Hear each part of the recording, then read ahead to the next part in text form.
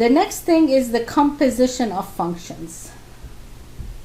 Composition of functions is defined as, if I have two functions, and I'm going to explain it in a minute. If I have two functions f and g, the composition of f and g, and the notation, just like the notation of the addition is this, the notation of subtraction is a line, the notation for the composition is a small circle. So f composed with g of x by definition is f of g of x. Okay, and the domain of f composed with g is the set of all numbers x in the domain of g such that g of x is in the domain. So there's two functions. This here, x has to be in the domain of g, and the whole g of x has to be in the domain of f. Okay, let's explain the composition of function. I'm going to explain it in this way. Okay, let's say we have a function f. This function f assign y1 to x1 and y2 to x2, meaning it takes x1 to y1 and x2 to y2. So this is the domain and this is the range of f. Right? Let us say that now we have another function, call it g. This g takes y1 and assign z1 to it, takes y2 and assign z2 to it. This is called g. Now, if you see that this here is the domain of g and this is the range of g. So now what we're interested in is to know the function that bypass all this, that takes this domain to this range directly. And this is the function that is called g composed with f of x. And why is that? Because by definition, this is none other than g of f of x. So first, f is the function that we apply, and then we apply g on f. This is not a multiplication, okay? Make sure you understand, we're not multiplying two functions. And I usually like to explain it this way. Let us say you're going to Macy's because you have a coupon that you found in the newspaper for 20% off. And there's a jeans that you wanted to buy, and oh yeah, right, that looks like a great jeans. Okay, there's a jeans that you would like to buy, and usually it is $100. Cool? Okay. You go to Macy's and you are so happily surprised to see that this jeans is in a rack that says 50% off. Okay, all the jeans are hanging there that are 50% off. How much money are you gonna get the jeans for? Are you getting it for 70% off? Meaning, are you adding these two? Are you multiplying these two? No. What you're doing is you're doing a composition of functions. First, you're going to apply the 50% on the jeans, right? So first, you're going to apply the 50% because that's where the jeans is on. On the rack, that is a 50% off. So now the jeans becomes $50. Wonderful. Now you're going to apply the 20% on the result, a function composed with a function. So now you are paying what? 50 times 80%, right? So 50 times 80%, I did here, you're paying $40, right? Okay, so now you are paying $40. That is not the same as paying, if you're adding these, is 70%. 70% of 100, right? Then you're going to be paying only $30. So no, that's the composition of function. When you when you apply a function, and then on that function you apply another function.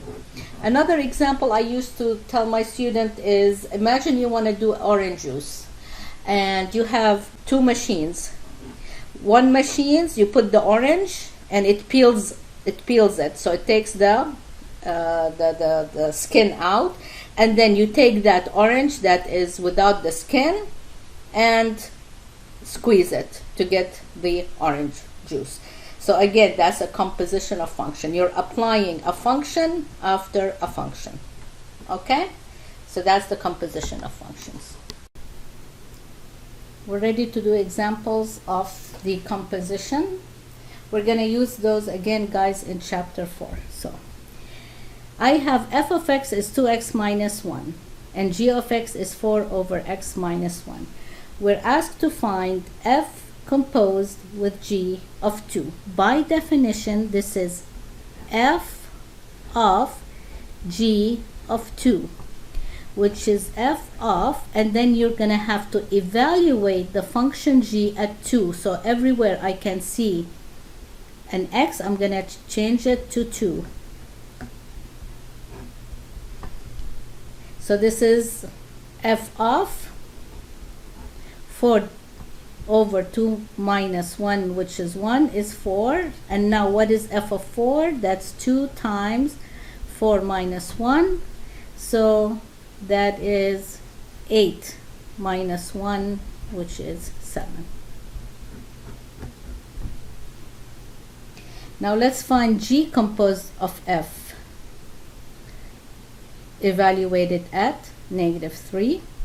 So by definition, this is f of, sorry, let me take it, it's g of. So by definition, this is g composed, with f, so g of f of -3. Let me do it differently this time. So g of, and now evaluate the f at -3, so 2 times -3 minus 1. Well, which is g of -6, -1, which is -7. And now what is g of -7? Is 4 divided by 7 minus 1, which is 4 divided by -7, -1, which is -8, and that gives me -1/2.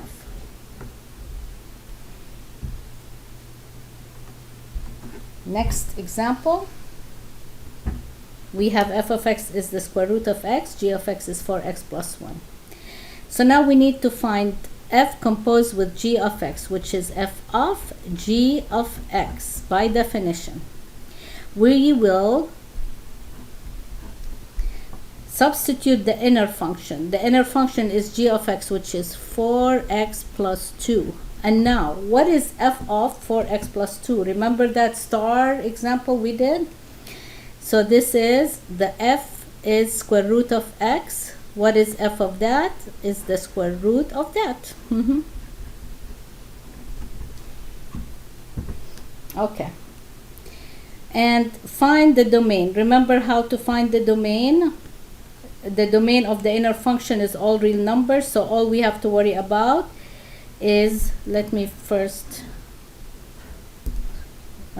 box it. So 4x plus 2 has to be greater than or equal to 0, which is 4x is greater than or equal to -2. Dividing by 4, we get -1/2. So the domain is closed -1/2 to infinity.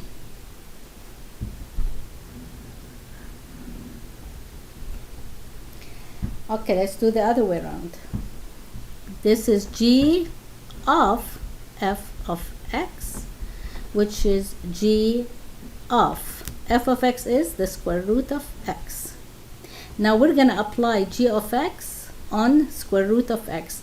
G of x is 4x plus 2. G of 1 is 4 times 1 plus 2. G of 7 is 4 times 7 plus 2. So what is g of the square root of x? Is 4 times the square root of x plus 2. or you can take out the parentheses. Oops. So that's the function, the composition of the two functions. And now the domain, the only restriction is that under the x has to be greater than or equal to 0, or we can write it as 0 to infinity. Next one. Okay, I'll do this and you'll do B. So what is f composed with g of x is f of g of x, which is f of 2 over x. Apply f on that. So watch it carefully. Now we have 5 over whatever x is, which is 2 over x plus 4. We have to simplify. The hardest thing is in math is simplifying. So we need the common denominator of the denominator, which is 2 plus 4x, multiplying this top and bottom by x. And then when you divide a fraction, the denominator goes up, because this is like 5 divided by this fraction, which is multiplying by the reciprocal. So you're going to get 5x over 2 plus 4x. I have a soft heart. Let's do this one. This is g of f of x, which is g of, what is f of x? It's 5 over x plus 4. Now apply g on this function. G is 2 over x, but instead of x is 2 over 5 over x plus 4, just like we did before. When you divide by a fraction, you multiply by the reciprocal. So this is 2 times x plus 4 over 5. You can leave it like that, or you can multiply the top. Either way is acceptable. Now the last thing here, I am gonna also do the harder one and leave the other one for you. So the harder one, let me see, is the one that needs the g composed with f. So let me do g composed with f and you do this one. So this is g of f of x, which is g of f of x is x minus 2. Now let's apply g. The function g takes 2 multiplied by x, which in our case is x minus 2 squared z, plus x, but in our case is x minus 2. Order of operation is what's going to get us. So let us make sure that we first square the binomial, which gives us x squared minus twice the product of these two, plus the last one squared, plus x minus 2. So you're going to get 2x squared minus 8x plus 8 plus x minus 2. Adding like terms, you're going to get 2x squared. We have negative 8x plus x, which is negative 7x. Then we have 8 minus 2, which is plus 6. Don't solve. There is no solving here. This is a function. I'll leave this one for you to do. And for this one, you need to find two functions such that the composition of the f composed with g gives you this. Well, can't you see what's the inner function? It's x squared minus 5. What about the big function, the outside, the f of x? This is something cubed, so x cubed minus 4 times x plus 3.